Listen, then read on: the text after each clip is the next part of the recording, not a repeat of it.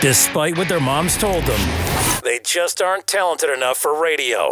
Unfortunately, anyone can have a show these days. Sean. Well, I'm pretty hard to figure out sometimes. In fact, I can't even figure myself out sometimes, so don't you try to. Joe. You're an idiot and really a disloyal person. This is the Cuse Militia. Those two unapologetically biased, orange-blooded homers, Sean and Joe. It's the most bullshit thing I've seen in 30 years. Welcome, orange men and ladies. Happy Sunday. This is the Cuse Militia with Sean and Joe. At Cuse Militia on the socials. Go there. Join the militia. Thanks for tuning in and hanging out with us. We appreciate all of you. The Syracuse football season ends with a 31-14 loss against Pitt at home. You'll hear from us and we'll hear from you and fan feedback. At Syracuse, we'll host Indiana in the Dome this Tuesday. We'll let you know what we think about that. Some news coming through last night about Andre Schmidt, and the reason is currently unknown still, but he announced that he's going to be leaving the program. And another big blow as far as I'm concerned. We don't know if he's entering the transfer portal or if he's trying to go to the NFL. So all of that's still up in the air, or if he's just going to hang it up. I mean, quite frankly. So all of that's still in the air. But he came on as a walk-on, as you remember, ended up getting a scholarship, a 2018 Lou Groza Award winner. And, he's been good. He's been excellent. And he had a little bit of struggles this year. But all in all, 157 of 161 extra points. And 65 of 79 on field goals for his career at Syracuse. So, before Joe and I came on here, we were talking about it, and I said, well, who's his backup? What's going on? We don't know. So just another blow, and that one I didn't see coming either. So, what do you think, Joe? Yeah, I mean, I have to feel like it's a situation where either, he's going to try his luck at the NFL, and he's probably, got a degree already. I'm hoping that is the case. Yeah, well, realistically, I don't know why you would want to, go somewhere else for 1 year unless it is for school-wise, because I know that Babers has talked about, Andre Schmidt and how he's, kind of a... He's just not. I think he came from like soccer or something like that, and he really. I mean, he's told stories about how he never really understood, why people took football so seriously, and I don't really know how serious he takes. Not to say that he doesn't try, it's just more or less, when it comes to career-wise and after, college, I don't really know. How much he how really serious he is about, how passionate he is about it, maybe. I mean, we don't even know if he cares about going to the NFL, other than the right. fact of just it's making a whole bunch of money for, but all, these players have other endeavors and other things going on too. So who knows, really? And again, we're never going to know unless these players disclose it and speak, about it. Other than just we're going to have to wait. So, it's just one of those things where I know it's looked bad near the end, especially with all these players, throughout the season going to the transfer portal and everything. And again, we just have to understand that this is a different kind of year. And with NIL and with transfer portals and immediate transfers and being able to play and stuff like that, I mean, it's a situation where players can leave right there in the middle of the season. So that they can use the fresh or the red shirt and not play 4 games, and then they could be at the other school by the winter playing in their spring game and eligible for next year. So we've just never seen an environment like this in college football, and I don't want to be overreactionary about it. Because as many kids as going in from our team, there's a whole bunch of other kids going to other teams too. I mean, we got Garrett Schrader because of this way, and a couple other players, and hopefully that we can just take advantage of it and not just look at it as a negative because we're losing players, right? Yeah, it's a different environment now with the NIL and everything like that, and players can easily go and change, just where they go to school, whether it's, I want to switch my major or I don't like it here or I can make more money on NIL here. There's a whole bunch of different things. And we just have to look at it as right now, at least the new norm, and just hopefully look at it as in a positive, is that, there's that many other players that are out there that are available to be able to, scoop up from the transfer portal so that we can, build our depth a little bit better in the offseason than just through recruiting. All right. Well, we're going to get into that as you go on your diatribe with the transfer portal, which is in the montage, but we'll hit it up here in a second. My God, Joe, don't tread on my montage. Golly day, I worked so hard at this thing. This dude goes on for 10 minutes about something that's in there already. We ain't even heard Coach talk about it yet. So, with that said, let's hear what Coach had to say after the game. Obviously, disappointed about the loss, but, really excited about the bridge that our super seniors left us. They gave us an opportunity to rebound from that COVID year, that asterisk year, to get us back to where we can start to do some things. I think that we have a lot of things coming back for this 2022 season. We're losing 6 Warriors, 6 big-time football players, and we're gaining a lot of young guys. And they need to get bigger. They need to get stronger based off of some of the results of this game.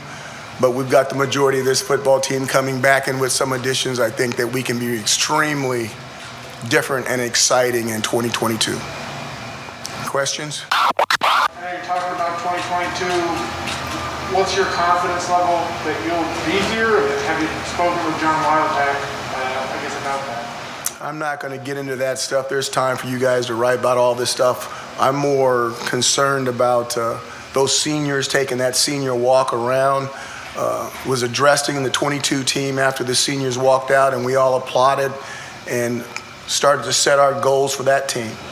And I think that those goals are goals that can be met, and I believe that, this team is capable of meeting them.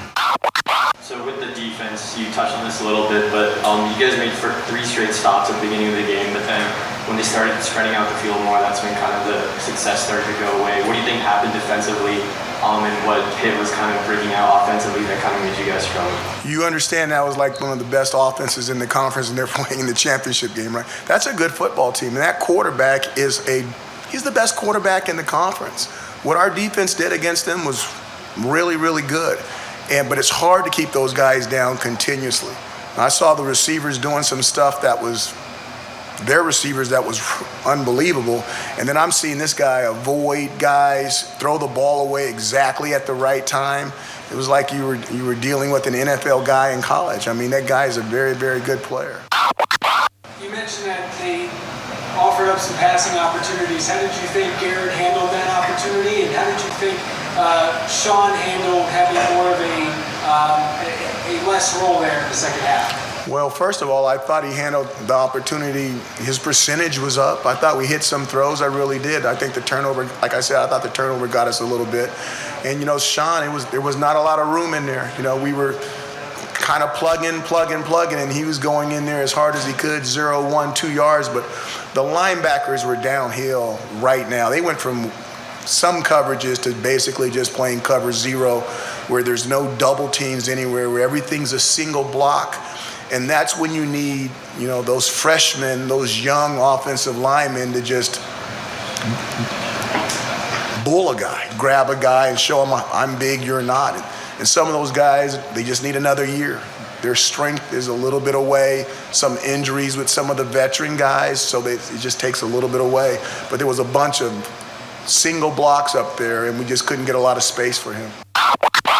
So, you're kind of on a similar tangent that I want to go down with the roster depth and the numbers. This theoretically was a year that you were allowed to have more guys on your roster than you ever were allowed to have. And you carry a low number tonight. What have you learned over 6 years about building adequate depth? First of all, the 6 years really don't count because the rules changed after 5. And we had the depth, we built the depth, and then when the rules changed, the depth changed, and the numbers changed, and the roster changed, and this is all within the last year. So again, this is stuff that It's not just me and it's not just Syracuse University. This is college football and every university. I believe there's 130. I might be wrong. But this is what everybody's going to be dealing with until they change the rules. Garrett, when I talked to you in December, you said I'm coming here to try and start. What was this year like for you? It was definitely a roller coaster of emotions, but coming in the spring, just putting my head down, working, meeting the guys, and I knew last year was a reflection of what this team was and what it could be. So just came in and just did what I was supposed to, did what was asked of me, and it all worked out pretty good, I'd say. But now that I feel like I have more of the reins on offense, but I'm ready to get going, ready to build, and it was tough. A lot of times throughout the year, just because we see what we can do and we're just not there yet. And that was the most frustrating thing to me, especially we're just trying to figure out how to win games and put it together. But the potential is there, and we'll come back next year and with high heat. Just for Mikel, if you can give a percentage chance if you're going to enter your name into the NFL draft, what do you think that would be? 50-50. When do you think they're going to make that decision? The next week. All right, the coach montage is brought to us by MyBookie. It's not every day you can double your money, but with MyBookie, you double your money instantly thanks to their double deposit bonus for all new users. With MyBookie's double deposit bonus, when you sign up at mybookie.ag and use the promo code SPORTSDRINK, you'll instantly receive double your initial deposit so you can kickstart your betting experience with all of the best games, leagues, and casino options to choose from. The Patriots will be taking on the Bills Monday, December 6th, as they continue their quest to reclaim the AFC East title. Buffalo obviously looks good, a contender possibly, however. Look for them to cover the spread. Set yourself up for success by doubling your first deposit when you use the promo code SPORTSDRINK at MyBookie. That's promo code SPORTSDRINK to double your initial deposit all the way up to $1,000. Bet anything, anywhere, anytime with MyBookie. MyBookie.ag.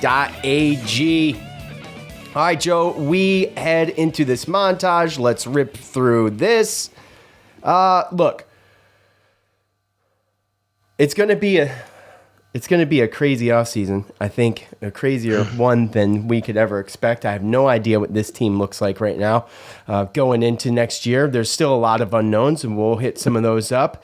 You heard Babers talk a little bit about, the loss and whatnot, but the first question from Stephen Bailey, asking the question, putting it out there, honestly, that the one we all want to know or get Coach's opinion on, he's going to leave it up to the university. Obviously, you're not going to get a straight answer. But, Joe, will Coach be here? And two,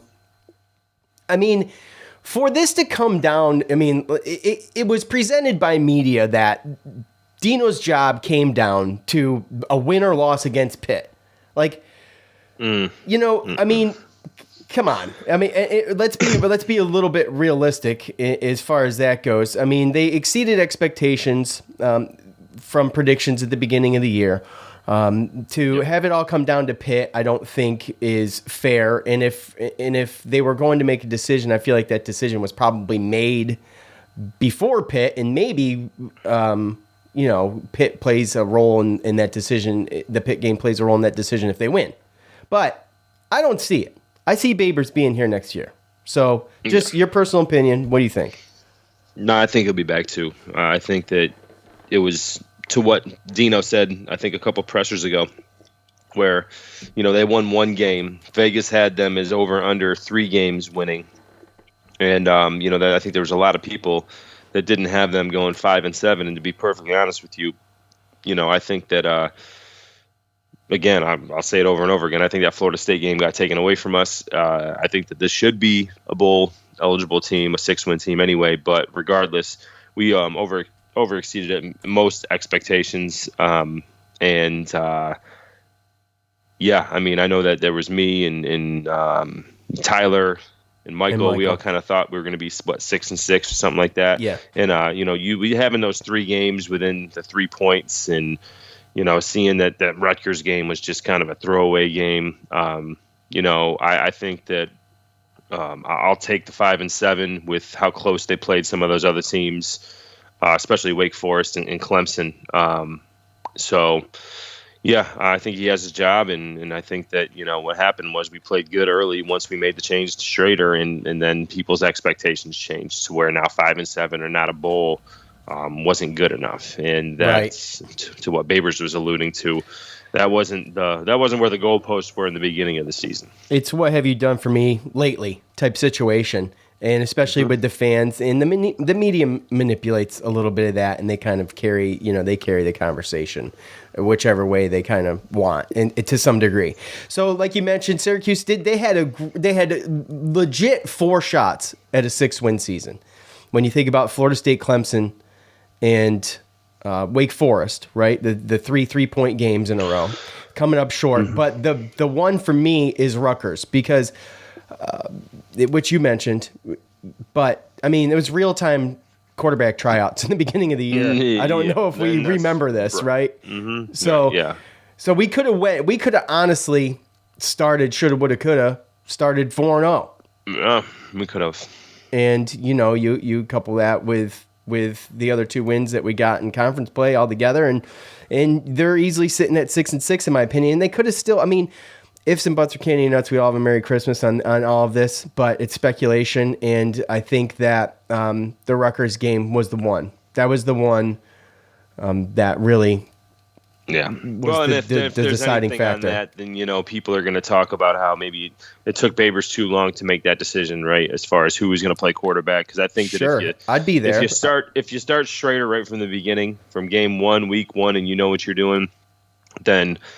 I think that we probably take that Rutgers game, and going into the season, Wake Forest and Clemson, those 2 games definitely surprised me because I was never looking at them as wins. And then really for me, Pittsburgh and NC State. I mean, just those 4 teams, those offenses, and just teams coming into this year. I thought those were 4 teams that we weren't going to even have a chance to beat, and 2 of them we did.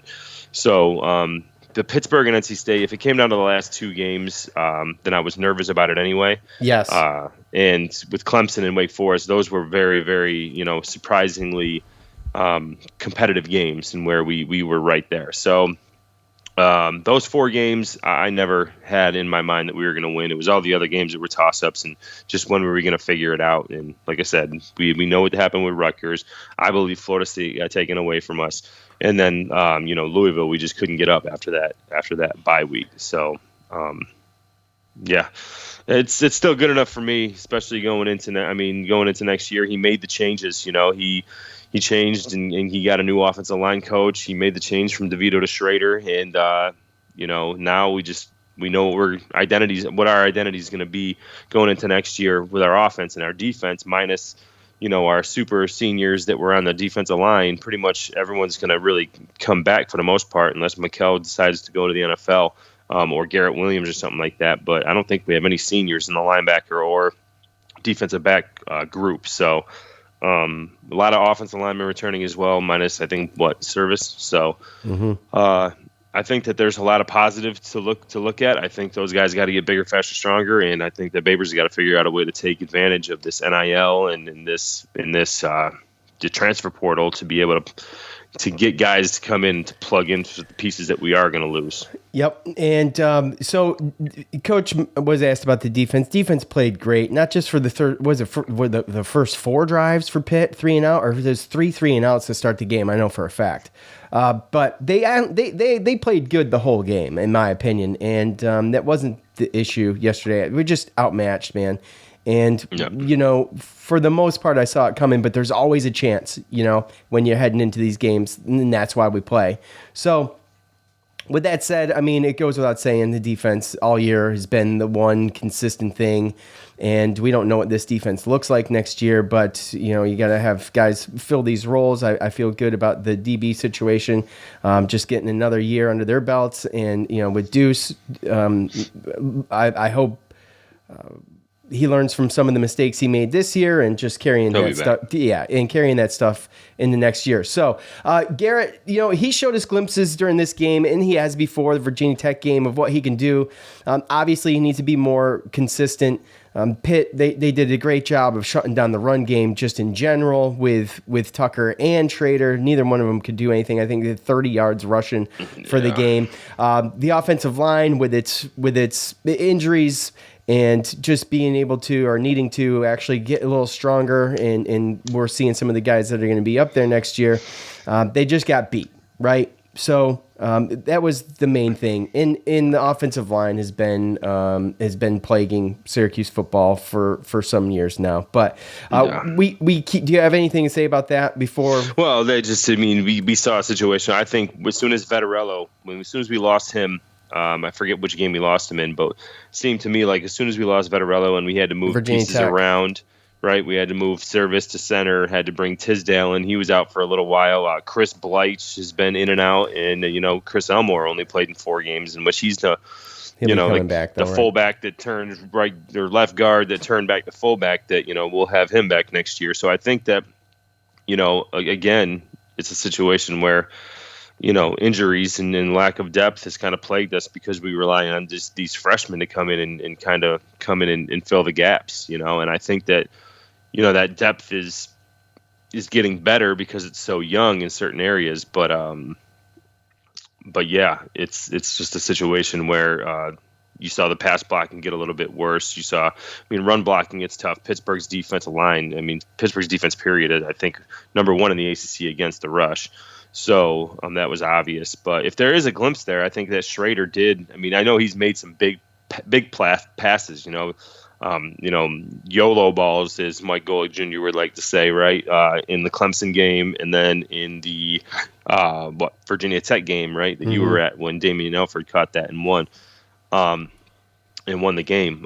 He was 17 of 24 for over 200 yards. I don't know the last over time 70%, over 200 yards, right? In Virginia Tech touchdowns. He threw some balls that I thought were. He showed me glimpses of what the passing attack could be, especially knowing that a lot of our receivers are younger too. And that's definitely, I think, a need that Babers has to go out and hit. Those guys got to go out. They got to find some playmakers in this transfer portal to help Schrader out a little bit. But yeah, I thought that for what Schrader has been doing since the Virginia Tech game, I think that he definitely showed glimpses of what this passing attack can be. It's just the running. They just did everything they could to run, and we didn't score.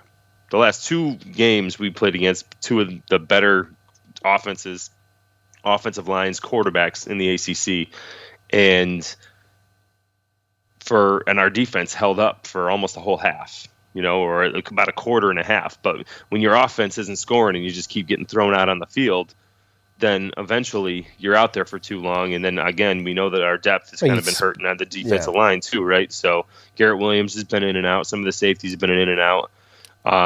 So, if you're on the field for so long, then that's just what's going to happen, especially early in the game. So, yeah, Schrader hit over 70% of his passes. He was sacked 5 times, however.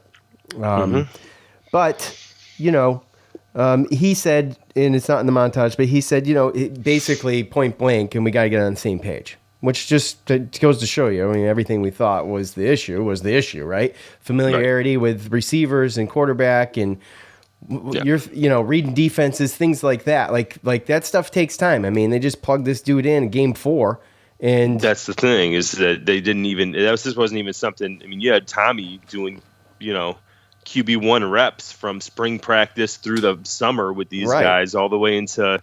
Now we're trying to figure it out in the season, right? Mm-hmm. And then once you make that change, now you're relying on that type of, cohesion and stuff that happens usually in the off season when you can throw to your guys and when you can all get on the same page. Now you're trying to do that in practice, in between tape and trying to just get your body ready for a game. You know what I mean? From week to week, that's difficult. So.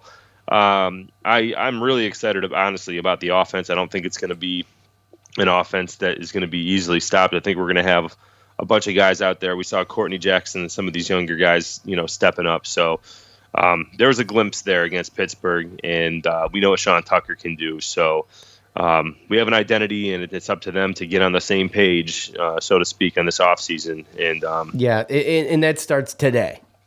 like Coach said during his montage, like prepping for next year starts today.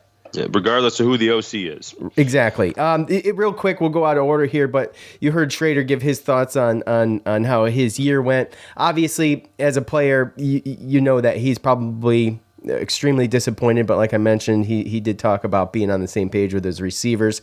And, I'm going to expect that next year. That's an expectation that I think is a legitimate expectation for us next year, with Schrader getting a full complete offseason, doing the first team reps like you talked about. I'm going to expect this to get better and not be such an issue. We saw against Pitt last night, not a whole lot of bad throws. And there was a couple tight windows that he threw into that just the balls weren't caught, but they were placed well. And the one fumble, right? So Devon Cooper, he had a reception for a first down and ended up fumbling the ball. I hope he has another year. I don't know his situation, but I hope he has another year. Yeah, absolutely. He started to show sparks, him and Courtney Jackson with Schrader, and just happens to be those guys in the slot that are running those, slants and those seams, down the middle.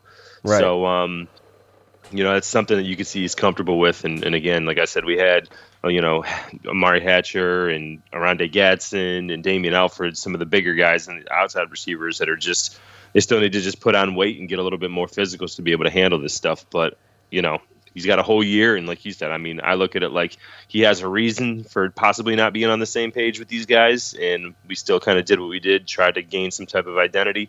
And I only expect it to be better, 100%. Let's talk about the elephant in the room, and that is the transfer portal stuff. We heard, carrying a low number on the roster. I think we were down to 6. Were we at 65-ish, something like that, Joe? Do you know the number? I think it was above 65, but I think it was under 70. Okay, all right, fair enough. So between 15 and 20 players short of what? Well, of what a normal full roster would be, right? 85, plus we were allowed the extras. So the depth wasn't there. It's something that I think this transfer portal stuff, I think we can all agree, I think all the coaches can agree, it's a hindrance just to the sport in general. You got the NIL stuff. That's fantastic. I love that stuff. That should be able to get people to a place and be able to stay there. And it should be, one-time transfer rule, maybe not even sit out, but one time. That's it. Like, you can't just keep doing this. And, I expect that to be cleaned up. But Syracuse, on the other end of that, because of the issues that they've had, and we've seen a lot of players go, they need to dip into this thing like ASAP. And I know Coach is, right? We talk about the wide receivers. Like, we need to get these guys, linebackers, as well, to get these guys in here and start building this thing today for next year.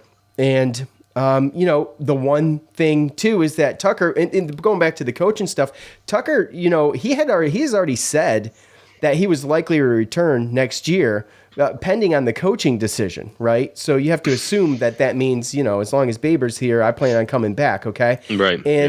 And that's a question that's in the air right now. He hasn't made it official, so people are going to speculate. But just for what it's worth, he did say he is likely to return next year. That would be, talk about a giant blow, obviously. That would be a giant blow. Okay, let's couple this with, Joe, in whatever you haven't already said about the transfer portal, you can add. But Michael Jones, is he leaving? He said 50-50. He'll give an answer next week. I'm going to tell you right now, I would be shocked if he came back. I'd be shocked. I would be. I think he's probably going to try to enter the draft. And that's going to come down to him talking to his family and coaches and making a decision from there. But, dude, this guy's talented, man, talented. And obviously be huge to get him back. And it would be twice as bad not to. Yeah, I think it would behoove him very, very much to come back.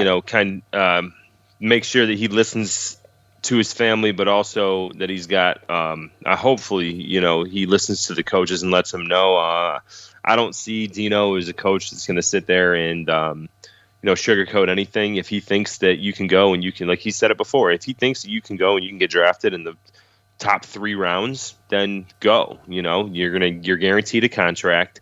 You don't got so many years you can play this game and make a whole bunch of money, right? Mm-hmm. And if you can get drafted in the top 3, you can get drafted and you can make money.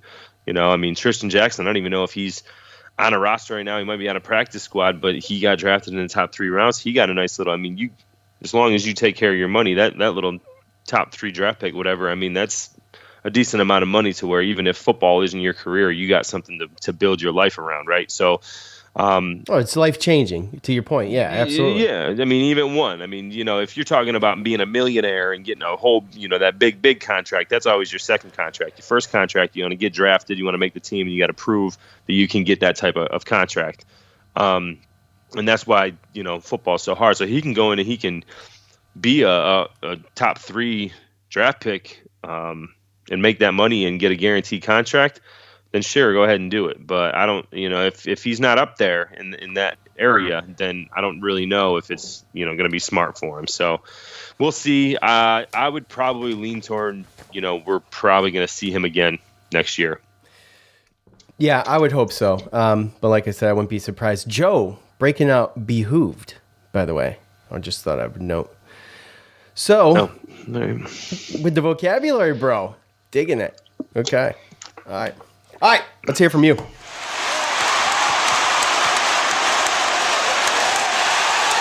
time to hear from you, the loudmouths from the Loud House.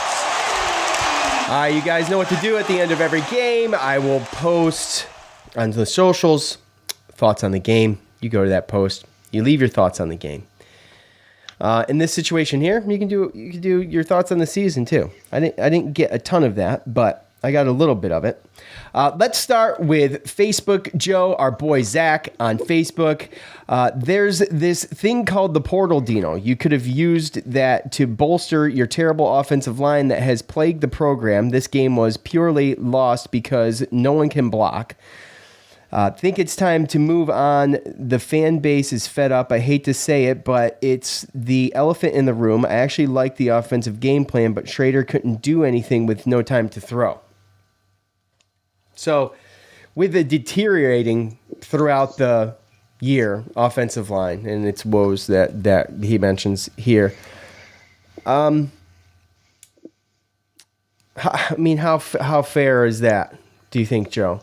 I feel because go ahead. I'm sorry, because here's why.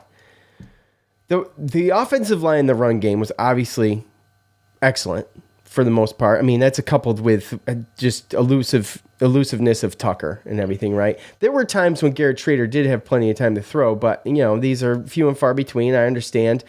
He didn't start getting sacked really bad until the last 3 games of the season. Yeah. And we're talking about the elite of the ACC, right? So as far as defenses go and stuff, coupled on top of injuries. Well, right. That's what I started too, with. Right. Sure. So yeah. again, it's just going to be to the point where it all depends on where you sit as a fan, right? Like I'm going to look at it and I'm going to say, that offensive line, Garrett Schrader wasn't getting sacked like that when Vettorello was in there and when they had the majority of their starters in there, right? And then as people started getting plucked off with Elmore and then Vettorello and then, Blythe's missing some games and having to move people around, Darius Tisdale missed some games. The offensive line started to obviously it morphed. Little gaps, right? I mean, we were sitting there, we were relying on true freshmen guys on the offensive line to come in and play center or come in to play left guard, so I'm going to look at it as, when they were full health, it looked like, a solid, offensive line to kind of get around and hope for improvement and try to push forward. But when you get some of those injuries and you get down to you're playing true freshmen, then sometimes you're going to lose some of that. And again, I think that's when we started seeing, Sean Tucker getting less yards and Schrader getting sacked more and not getting as many yards. And obviously it's coupled with some of the better defensive lines and run stop units in the ACC. But, there's going to be those fan bases that say, look, Dino Babers is in charge of the roster, and if he doesn't have the depth, he should have the depth, right? So people they don't look at injuries as some fans don't look at injuries as excuses. They look at it as if you get injuries, then you're supposed to have recruited good enough to have guys come in and step up and play just as good, right? So it all depends on what side of the spectrum you are as a fan. To Zach's point, that's exactly it, and I totally get that. And I think that you have every right to look at this thing and be like, okay, we had between 65 and 70 players. Hello. We could have fixed this, should have been an ongoing thing, and I expect to see it, but obviously with all of the room we have on the roster heading into the offseason, like, there's no excuses next year. Now, the other thing is with the, Dino likes to play it like this stuff is across the board equal for everybody, and it is to a certain extent, but I mean, it's not totally, because the NIL opportunities are going to be different everywhere. And also just recruiting to come play at Syracuse, if all you're going to do is be able to hang your hat on the dome, I mean, look, that's not enough these days. With everything dangled in front of these kids' faces, it's not enough. It's going to be very hard to get this thing built up, I think. Look, I'm not in Syracuse, so I'm not getting to games much, right? If I were in Syracuse, I'd be getting to games as much as I could. Yeah. For senior night at the Dome last night, I was a little disappointed. Now, I know it does the noise doesn't come across the TV like it does when you're there, so that's hard to judge. But I can see the stands, and it wasn't great, and that's too bad. Does that happen because the program is kind of floundering a little bit, or people see it to be floundering? Does that happen because it was 7:30 on a Saturday night? I mean, that's not an excuse, in my opinion. But no, but should be a reason why it's packed. Exactly. And so, with that said, I mean, what comes first? The wins and the recruits, are the asses in the seats, and we've talked about this before. And you've got to have people got to be showing up to support the team. And if they expect these recruits or these transfers to come in here and want to play there, I just think that the attendance for football has got to be better. We always see the attendance for basketball, right? I mean, it always shows up. Well, we'll see, right? This year will be the year that we see, because that's going to be the kind of the in between for me, right? It's going to be a situation where I don't know whether it's certain things, right? Because you look at it now, right? Right now, you got inflation, price of living is pretty high. Tickets for the Dome are pretty cheap, York, though. Right? But that's the other issue, right? That's the issue that you have. Is number one, season tickets, $100. This is yeah. The problem is with that is that you only paid $100.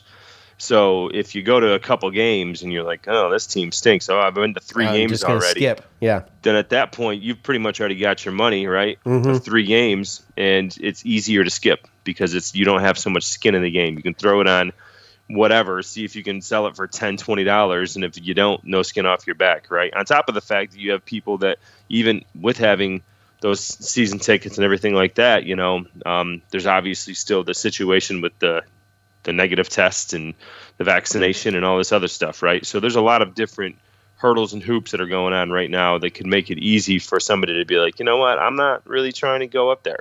I can just watch it on TV. Yeah. All right, we are going to be back with the rest of fan feedback right after this.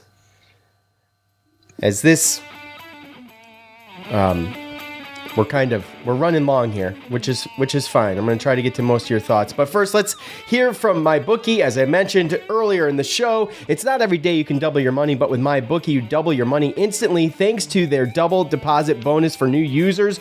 With MyBookie's double deposit bonus, when you sign up at mybookie.ag, use a promo code SPORTSDRINK, you'll instantly receive double your initial deposit.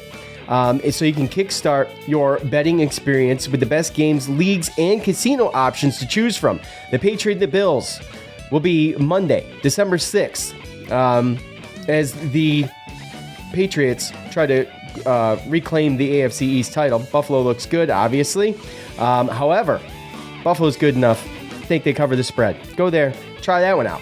Set yourself up for success by doubling your first deposit when you use the promo code SportsDrink at MyBookie. That's promo code SportsDrink to double your initial deposit all the way up to $1,000. Bet anything, anywhere, anytime with MyBookie. Symbol is the stock market for sports that allows you to profit off your sports knowledge. On Symbol, you can trade sports teams like stocks, and every time your team wins, you earn cash.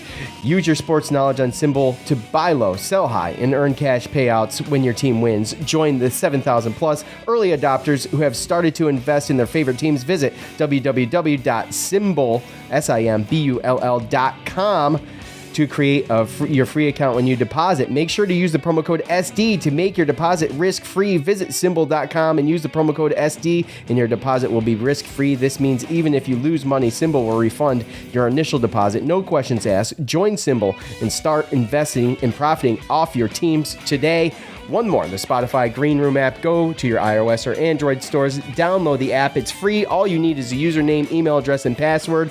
You sign up, you follow us at Cuse Militia. Sign up for notifications when we go live.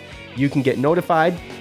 And I will promise, I vow to always have the right connection hooked up so that you get the best experience you can from us. Also, you don't have to just listen to us. There's a number of topics. There's a number of other podcasts you can follow in there, and you can even do your own. Sign up for your session to be recorded. Once you do that, your session ends. It'll get emailed to you. Boom. Load it, upload it to a podcast platform of your choice, and you have a podcast just from the phone. Like, no special equipment needed. So, go there today. iOS or Android stores. Download the app. It's free. Spotify Green Room. All right, Joe. Let's continue here on Facebook with Robert. Let's see here. Oh, by the way, before we go, and I forget, Joe, you did win the prediction for the Pitt Syracuse game, despite choosing the winner wrong. So for what it's worth, you had a difference of 14. I had a difference of 22. I'll finish 7-5 on the season. You, Joe, you finished 5-7. Wow, just like Syracuse. Yep. Okay, Robert, it takes a lot to frustrate me enough to change a channel. Well, I did it tonight. First, I would like to commend the defense. They played their exhausted hearts out. Schrader walks around with a straight face, no emotion, no fire. Hardly ever see him talking up his teammates. He's a physical specimen, but I question his heart. Dino, this is the age of transfer portal. You have the best running back in the nation. You have no clue how to use him.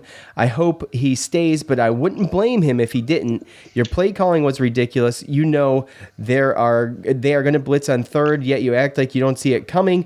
You act like you don't see it coming. Put a fullback in there. At least give us a chance. I don't know. I like Dino, but I wouldn't be upset if he isn't here. So, a note to Dino from Robert. But a lot there. Yeah, there's a lot there. So, Schrader, I mean, look. I never really thought that. He is very straight-faced. I do notice that, but I've seen some emotion from him.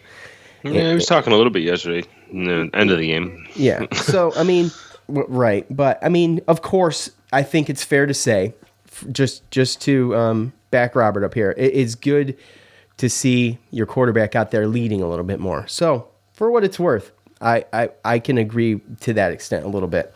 Well, you never know where the rest of the team was when they made those decisions, and who knows? There's probably a handful of people that still think Tommy DeVito should be their quarterback. So, that's something I think, again, you build off of a whole offseason to be in QB1, and that's what this offense or this offseason is going to be, right? So, he didn't get the starting job till week 4, and there's guys there that have been there 4, 5, 6 years almost. So it's sometimes hard to lead those type of teams when he's only been there since the spring, or winter. Exactly, and so with that said, I mean, like we talked earlier, I'm going to expect a lot more next year. Yep. I mean, I'm not trying to be an apologist, a Garrett Schrader apologist. I'm not trying to make excuses. That's just how I feel, and just watching how the season went and everything. And people are very frustrated, as is Robert, with Dino's play calling and everything. We talked to the clock management stuff. Like we've talked about it. There was enough of it this year to really question what the hell is going on, and I think that's a fair criticism. I don't know where we are if Dino doesn't come back. Let's just say he doesn't. I mean, okay, who do you get?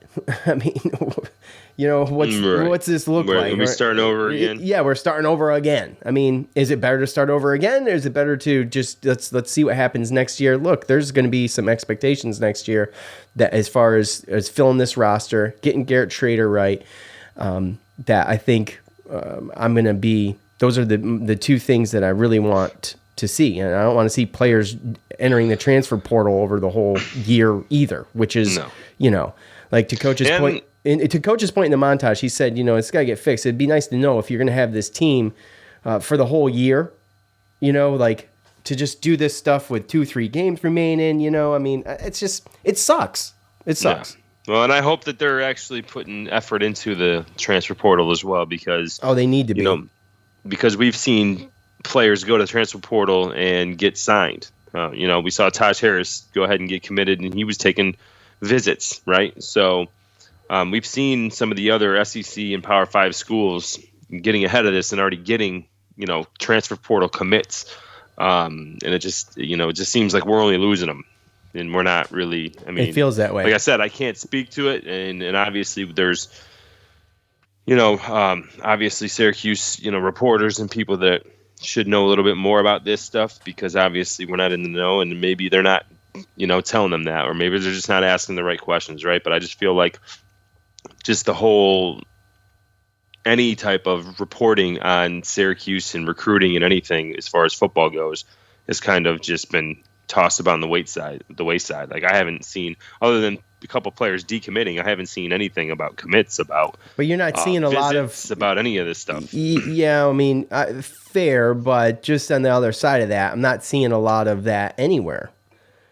I'm not seeing for instance, our players. I'm not seeing them other than Taj. I don't know of any other player that's left. Like Tommy, we haven't heard. Is Tommy visiting places? Like I haven't heard any of that. I'm sure he is. Okay, well I haven't seen it. So if I don't see it, then I gotta assume that it's not happening, right? So I mean, just for what it's worth, I think you're seeing a lot more people go, but you're going to see the moves in the visits and these types of things. I think that happens, now. Well, I guess I've just been more, because most of the time you get visits and you get stuff like this. Most of the time you get, the reporting of these players are coming to visit because, the recruiting class early signing period is December. And then the first week of January or February or something like that, that's over. Now I understand the transfer portal is going to be probably up until through the summer when school starts, right? So, I mean, people that get in the transfer portal, you're going to be able to, you're not going to necessarily have to transfer by the second semester this year. You could do it over the summer of next year. Right. All right. Tim on Facebook, Orange is the new fast is over. Time for Babers to go and the program to move on. Just have no idea who that could be, who would replace him. He's saying, right, and that's what I'm saying too. Orange is the new fast has been over. That's done. They need to move on to something else, and we don't need a gimmick. We just need a game plan, and that's it. That's solely it. And we don't need to talk about it. We don't need to be talking about baking shit in the oven. And when this cake comes out, it's going to be great. The cake's been baking for far too long, and people are getting tired of it. So you had to change the ingredients halfway through. So and here we are, and I like it, and that's our strength. But let's build towards that, and let's fix what we need to fix going into next year. At Cuse Waterboy on Twitter, brutal stretch to end it, considering getting a bowl game was well within reach.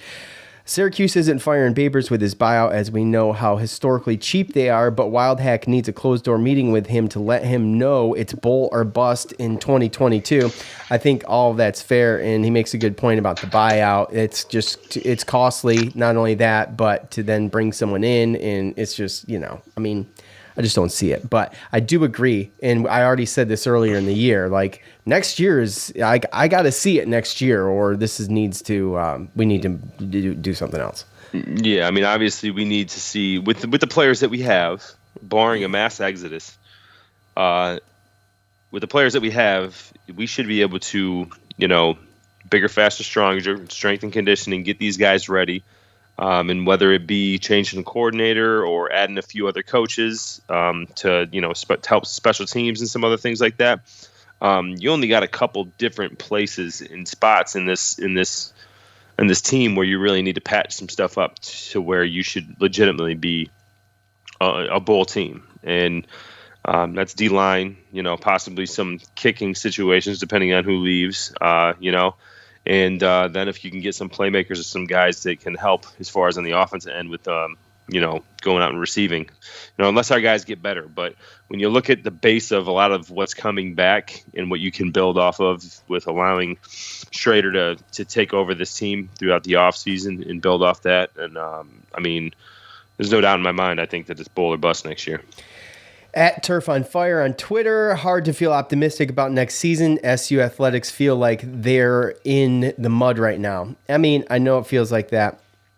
I can remain optimistic because the unknowns always keep me optimistic, until we kind of see what happens. But I get it. And, next year's gonna be telling, and that's gonna be it. Like Joe just said, bowl or bust. At Jay, do you have something to say to that? No, I think I'm right there with you. I think that we lost some players because of the fact that we changed our defensive coordinator to 3-3-5. We changed from the orange is the new fast, and our whole quarterback and people that have been there with Tommy came in with Tommy. So he decided to make a change, and it can't really come back to bite us. We made the change, and now we need to be okay with that and move forward. At Jason Money, tough season. In all truth, probably should have been 7-5. Don't want to see the season end. Worried about running back next season. So I feel optimistic that if Dino stays, Tucker stays, and I guess I'm not going to sit here and stress about something that isn't really a story. It's being made a story, I guess, because it's just nothing's beneficial, right? So just to that point, like Syracuse needs to come out. They either need to say, we're sticking with Dino and this bull crap right now, right? Or they need to do the opposite and be like, hey, we're going to move in another direction. So the quicker that they do that, come out either way on either side of the fence of this thing, the better it is going to be for all the players. I think Sterling Gilbert might be on the hot seat way more than Babers. Yeah. And so the quicker they come out with that, the better it's going to be for the players, the coaches, and the program and the fans, just all across the board. Yeah, I mean, if I'm Dino, I'm going to. You got to make that change. You got to make sure. You got to know, number one, if Sean Tucker is going to stay or not. Right. Right. So I mean, even as a coach or even as somebody that's looking past it as far as like a John Wildhack, like if you fire Dino, think about the backlash. I mean, think about the backlash already with the new coordinator changes and the other coaching changes. These guys, some of these guys, they got recruited by coaches that now are not there because they got fired, right? Or we're running a different scheme on offense, or we got this other offensive coordinator that didn't recruit this offensive player, right? So there's all these things that are going on, and we've already lost a whole bunch of players. So I think the worst thing you could do is fire a head coach, because then you're going to lose a whole bunch of people. Then there will be that mass exodus, and you're talking about you want to have a season that's worse than last year, worse than 1-10. Yeah. Then do that, right? Now, if you got to get rid of Sterling Gilbert, I don't think there's any player that's married to Sterling Gilbert. I think that he was supposed to come in and help. As long as you can get somebody to come in and understand that this is what we're doing, then that's fine. But even in a situation where, like, if Sean Tucker were to go and Dino were to stay, the earlier you know that, the earlier you can go in. And think about the running backs that are going to be in the transfer portal, that if you turned around and you said, hey, look, we're losing this guy, but look how many times he carried the ball and look what he did. We'd actually probably have no problem getting legitimate running backs to come in, on top of the fact that who knows what's going on with Abdul Adams, and, Josh Huff got hurt earlier this year. So obviously you'd want to bolster that group if Sean Tucker were to go, but like you said, the earlier that they name that, then the faster you're going to be able to figure out all these different things. At Adrian Pomilio, come back when we have a varsity team. At Bald Sports Dude, fire Dino. At Rebecca Grinnell 2, I'm sad. At Stan Breezy, Babers and the offensive coordinator need to be fired or at least demoted to vendors.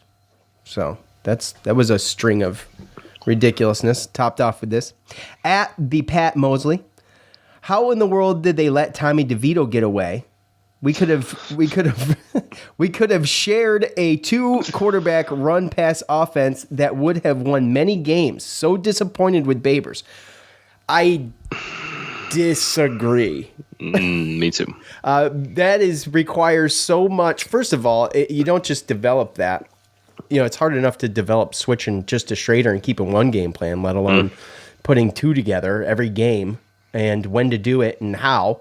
And not only that, but with the receivers and I mean, just the center. I mean, every aspect of that. There's teams that can pull this off, but they're historically known for doing it, right? So I don't know. I mean, it's not up to, first of all, to Joe's point that he said many times, and I agree. I feel like Syracuse had the best chance to win with Garrett Schrader, and this is purely speculation, and it can never be proven. But like I said earlier in the show, we win. I think we win that Rutgers game with Garrett Schrader, and I think that was our season. That would have been the bowl game, right? So, I mean, to develop a 2-quarterback run pass offense for this team with these guys, I just think it would have been too much, man. It'd been too much because you're looking at doing that when? Week 4 when they decided Schrader was going to start? I mean, when do you know what I'm saying? I don't know. That's not. I just don't think it's realistic. So, but I do know that there's people out there who think like that. Yeah, I just think we have to be careful when we get rid of coaches like this. I was the firm believer that that's kind of what happened. I mean, I wasn't a huge fan of Pasqualoni when I was young, right? But he brought results. Yeah, I actually liked Paul Pasqualoni, man. It might not have brought, near the end of his career, it might not have brought the same results as it did when he had Donovan McNabb and some of these other guys, right? But like sometimes, you look at something as a problem, and then what you decide to try to fix the problem actually creates worse problems, right? And that's a situation where I think that was Paul Pasqualoni and just the whole Greg Robinson thing and everything like that, And even then when we got Doug Marrone, there was people that were, they were happy or whatever, but he went 500 and then he went as like a head coach into the NFL, right? But even Scott Schaefer, I mean, he was a player's coach. I liked him, and he only got 3 years, and I thought that wasn't enough because I think you need to be able to bring in an environment, bring in something, and allow it to grow. And that's just where we are with Dino. He realized that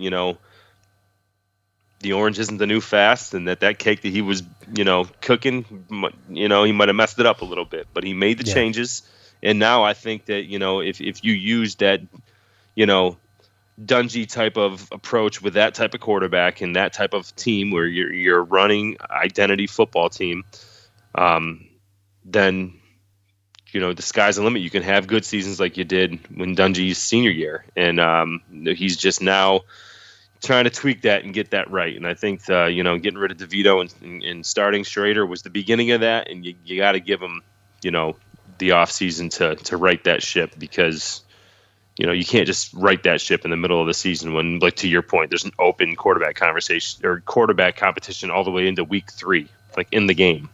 Right. Real-time quarterback tryouts is not exactly ideal for any team.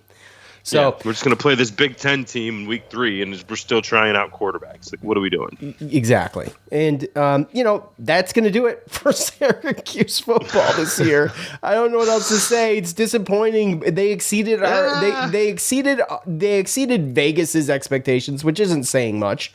But Joe had them at 6-6. I think they should have been at 6-6.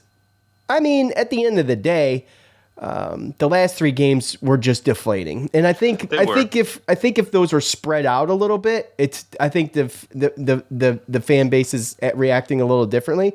But to go 3 weeks like that, coming out of a bye and just boom, boom, boom, and getting smoked right against right in the fall, right? Yeah, right 2 road games, and then Syracuse basketball just started. Yes, and I think it was just a big punch in the nuts. As Syracuse fans, to deal with those 3 weeks back to back to back.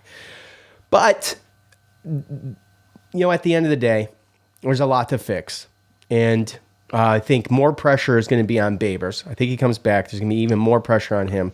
And the fans are going to apply that pressure just as well as anybody at the school. So we'll keep you posted on any moves. I expect to see them soon. Hopefully they come out, like I said, and go ahead and either get behind Dino or not. The sooner the better for that. Okay, so Joe, this Tuesday, I believe it says here. I don't know if an official time was announced yet, but it says 7 or 7:30, somewhere around there, ish. Indiana Hoosiers come to the Dome for the Big Ten ACC Challenge. The all-time series with the Hoosiers sits at 5-1 in favor of the Orange. The first meeting was in 1987. National championship game. Indiana won 74-73 on the Keith Smart basket. And if you're old enough to know, you know, right? Maybe even if you're not old enough to know, you know, via YouTube. But this was their only win, as the Orange would rattle off at least the last 5, including a tournament win in 2013. The last time the teams met was also in 2013, the following season. 69-52 win. Ennis, Cooney, Coleman, Christmas, and Fair, your starting 5. Cooney with 21 points in that game. Pretty sure that was in the tournament. Not that one. And I can pull this up real quick. If you bear with me. It was the year before was the tournament, or the season before. They were both in 2013, but the season before was the tournament win. And that was also 2013, but this was 2013 as well, just the following year early. And if you I could do this real time real quick. Hold on, it's right here. So the tournament win was 61-50. Carter Williams, Trish, Christmas, Sutherland, and Fair, your starting 5, and Carter Williams had 24 points in that game, according to orangehoops.org, who has their stuff together, by the way. Indiana's averaging just over 77 points a game. They are actually listed in the 31st spot for the KenPom rankings, and they're ranked 18th in adjusted defense, according to KenPom. Joe, 6'9" sophomore forward, Tracy Jackson-Davis, is also averaging just over 20 points a game. And almost sure that's Trace? Is it Trace or Tracy? I don't know. That's what I was going to ask you, because it could be both, I feel like. I believe it's Tracy. Okay. Just looking at it, that was my first thought. We could always ask Siri, but she sometimes says she has failed me. She has. True. So he's averaging 20 points a game, just over 20 points per game, and almost 4 blocks a game. And we are all familiar with the man named Xavier Johnson, who transferred from Pitt. So he knows the zone. He knows how to beat the zone. He's averaging 12 points a game. That's good for second behind Trace Jackson-Davis. So, Joe, no slouch. Indiana's no slouch. And it's going to be another huge test early in the season for Syracuse. What else you got? The big thing with me, I look at his defense, right? When we looked at KenPom defensive efficiency, and VCU coming out of this tournament was, I think, 4th or 5th. Auburn was 34th. Now we're looking at Indiana, who is 18th, kind of right in the middle. So we know that they got, like you said, Xavier Johnson. I'm sure that Joe Girard's going to be happy to see him again. And Xavier Johnson has been in Joe's pocket. He's been a problem. Yeah, exactly. So, that's going to be there, especially after watching this tournament. Why wouldn't you just have Xavier Johnson out there being kind of a, pain in the ass? and the thing is that they got like 3 or 4 guards that average about 20 minutes a game. So it's not like he's got to go 30, so that he can expend his energy doing that. and then just sub out because they're deep. But to your point, the Tracy Jackson Davis and also Race Thompson, who is a 6'8", 235-pound forward. Both those guys 6'8", 6'9", and they both got some strength.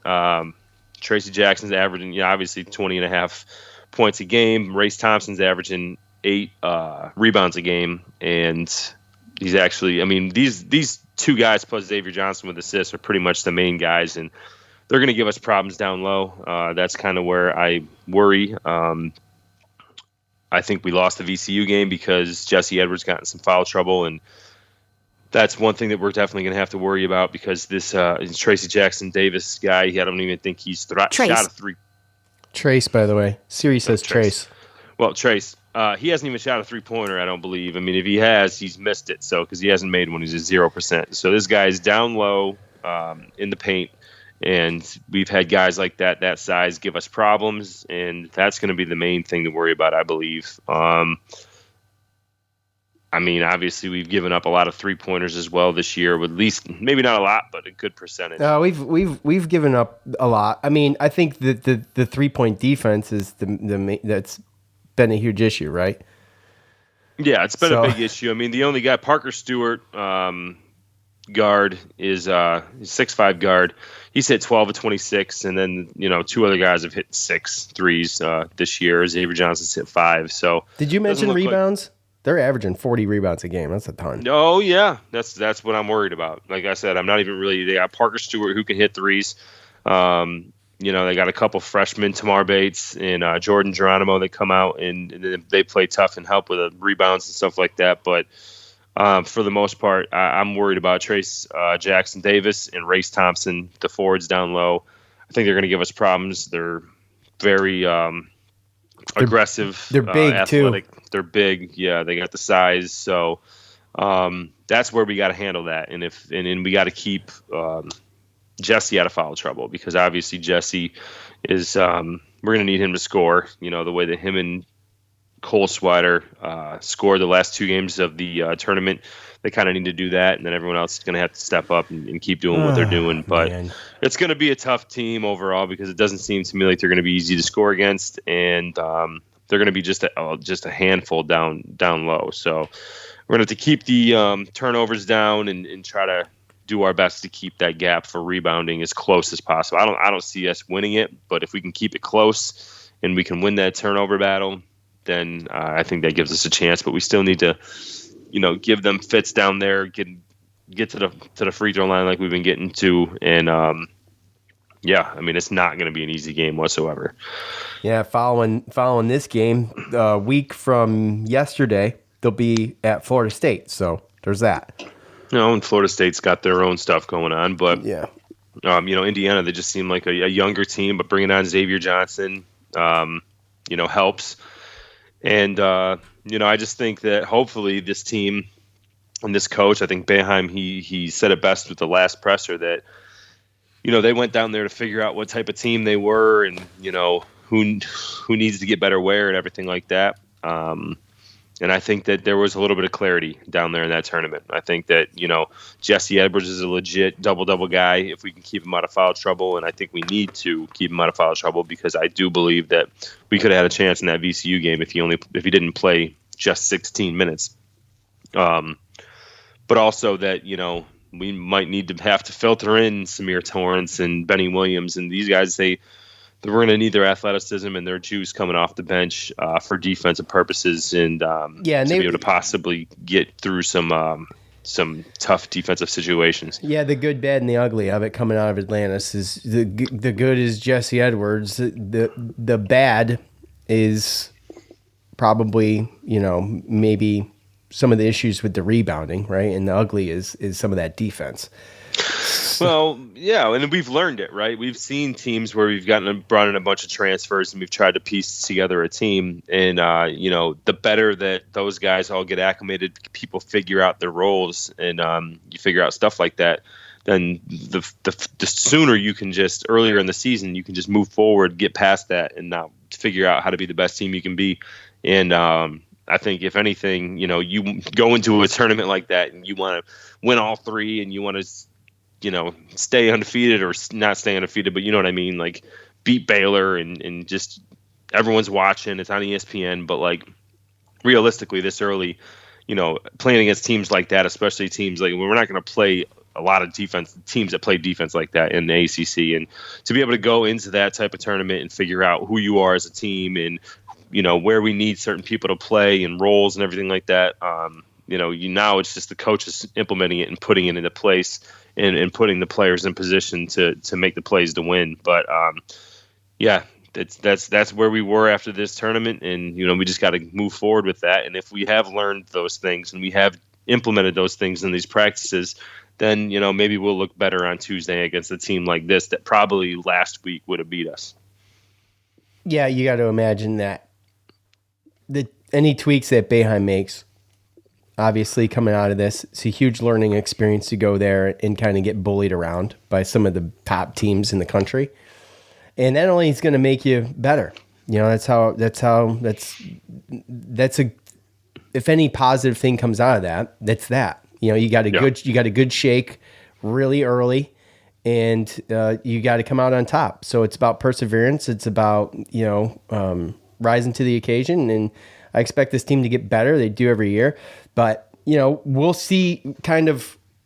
We'll know more after Indiana. Yeah. Right. Well, but then it's also a thing where when you have a lot of returning players that come back, a lot of times people already know their role. The coaches will be like, hey, well, last year we had you do this. We're going to need you to take a couple more shots. We're going to need you to do this. We're going to need you to work on this, right? When you bring in a Samir Torrance, Benny Williams is a freshman on top of Cole Swider and Jimmy Boeheim is transfers, not knowing if we're going to have Sidibe or not. Like, people are still trying to figure out where they stand and what they need them to do, and coaches are still trying to figure that out as well, And again, playing in a tournament like that can only really help.